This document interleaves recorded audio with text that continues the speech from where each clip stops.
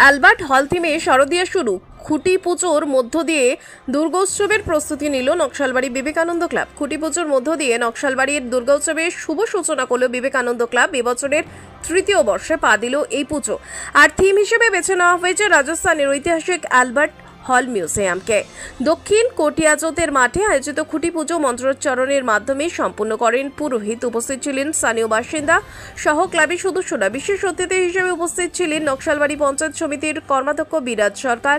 তিনি বলেন, এই প্রত্যন্ত গ্রামে এমন একটি থিম পুজোর আয়োজন সত্যি প্রশংসনীয়। সমস্ত ভাষাভাষী মানুষের মিলিত উদ্যোগ, বিশেষ করে গ্রামের মহিলাদের সক্রিয় অংশগ্রহণ এই উৎসবকে অনন্য করে তুলেছে। এবছরের পুজোর বাজেট ধরা হয়েছে প্রায় 13 লক্ষ টাকা। ক্লাব সম্পাদক অশোক প্রধান আশাবাদী, থিমের আকর্ষণই শুধু স্থানীয় নয়, নেপাল এবং পার্শ্ববর্তী পাহাড়ি এলাকা থেকেও বিপুল দর্শনার্থী ভিড় জমাবেন।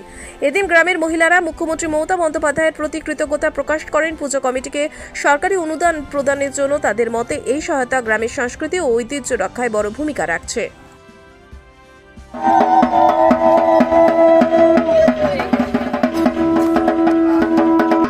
সবাইকে আগাম শারদীয়ার শুভেচ্ছা জানাচ্ছি। যেহেতু পুজোর মৌসুম শুরু হয়ে গেছে, নকশালবাড়ি বিবেকানন্দ ক্লাব দক্ষিণ কোটিয়াজোতে এখানকার খুঁটি পুজো আজকে হলো।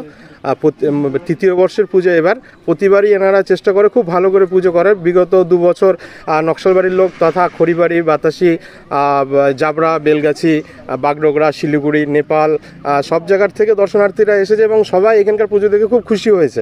তো এবারও পুজো আশা করি কাউকে বিরূপ করবে না, ভালোই পুজো হচ্ছে। এবারও মোটামুটি 13 থেকে 15 লাখ টাকা বাজেটের পুজো হচ্ছে এখানে। আর এই জায়গাটা আমাদের দক্ষিণ কোটিয়াজোত, এখানে মানে বহু ভাষাভাষীর বাস। এখানে যেমন ম্যাচ সম্প্রদায় আছে, এখানে ধিমাল আছে, নেপালি আছে, রাজবংশী আছে, বাঙালি আছে, সব মানে বহু ভাষাভাষীর বাসের মাঝখানে এনারা এই প্রত্যন্ত গ্রামে যে একটা বড় পুজো করার উদ্যোগ নেয় প্রতিবার, এই জন্য তাদেরকে ধন্যবাদ দেব। সঙ্গে ধন্যবাদ দেব এখানকার নারী শক্তিকে। এখানে যে মহিলারা আছে তারা খুব উৎসাহীভাবে এই পুজোটা করেন। তাদের উৎসাহে কিন্তু সবাই উৎসাহিত হয়ে সব এখানকার ছেলেরা তাদেরকে সাপোর্ট করে এবং পুজোটা এত বড় করার একটা উৎসাহ পায়। তো আশা করব বিবেকানন্দ ক্লাবকে শুভেচ্ছা জানাবো যাতে এবারের পূজাও ভালো হয়, এবং আমিও আশাবাদী যেন এইবারকার পুজোটা ভালো হবে এবং দর্শনার্থী টানতে এরা সক্ষম হবে। আমরা 2 বছর ধরে এই নিয়ে 2 বছর ধরে করছি। এই বছর হলে 3 বছর হবে। ঠিক আছে, আমাদের মহিলারা নিয়ে এই যে পুজো করছি সে সবাই মিলে করছি। এবার আমরা মনোপ্রেরণা করছি যে সবাই ভালো মতো করবো এটাকে। শ্রীমতী মমতা ব্যানার্জি যে মুখ্যমন্ত্রী, তিনি আগের বছর 85,000 টাকা দিয়েছিলেন, এবার হচ্ছে 1,10,000 টাকা দিয়েছেন। আমরা ভাবছি যে আমাদের প্যান্ডেলটা খুব ভালোভাবেই হবে এবং পূজাও খুব ভালোভাবে সম্মত হবে, এবং আমরা সবাই মিলে মনোকামনা করছি আমাদের পূজা জানি খুব ভালোভাবে হয়। আর আমাদের এই পূজার থিম হচ্ছে রাজস্থানের জয়পুর, যেটা সবাই জানে, সেটা হচ্ছে অরবিট মিউজিয়াম, যে সেই থিম। আপনার নাম? আমার নাম পিঙ্কি সিংহ। খুব আনন্দ হবে তাহলে। হ্যাঁ, খুব মজা হবে। প্রতিবার মজা করি, এবারও মজা করব। কত টাকা বাজেট? বাজেট আমাদের প্রায় এবারে 13 লাখ টাকা বাজেট। এবারে আমাদের থিম হলো অ্যালবার্ট হোম মিউজিয়াম। এটা হলো আমাদের জয়পুর, রাজস্থান, এবং একে আবার সেন্ট্রাল হাব অফ গভর্নমেন্টও বলা হয়।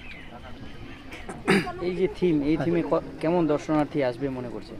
এই থিমে আমাদের এবারে 3য় বর্ষের পূজা। 2 বছর আমাদের মোটামুটি ভালোই দর্শক পেয়েছি। পাশে আমাদের নেপাল আছে, নেপালে আমাদের নিমন্ত্রণ যায়, প্রায় ওখান থেকে আশেপাশে। তারপরে মাটিগড়া, শিলিগুড়ি, যেভাবে আমরা দেখেছি আগে রাত মোটামুটি 3টা অবধি আমাদের এই বিবেকানন্দ ক্লাবের মোটামুটি লোক চলে আসে দেখতে। এবারেও অ্যালবার্ট হল মিউজিয়ামে তা থেকে একটু বেশি লোক সংখ্যা ভালো হবে। এর আগেবার থেকে তো এবারে থিম বড়। দিদির অনুদান আপনাদের অনেকটা সাহায্য করছে? হ্যাঁ, সাহায্য করছে। এবারে দিদির অনুদান প্রায় আমরা 1,10,000 টাকা পাবো। আপনার নাম? আমার নাম অশোক প্রধান। কোন ক্লাব? বিবেকানন্দ ক্লাব। কী পদে? আমি সম্পাদক।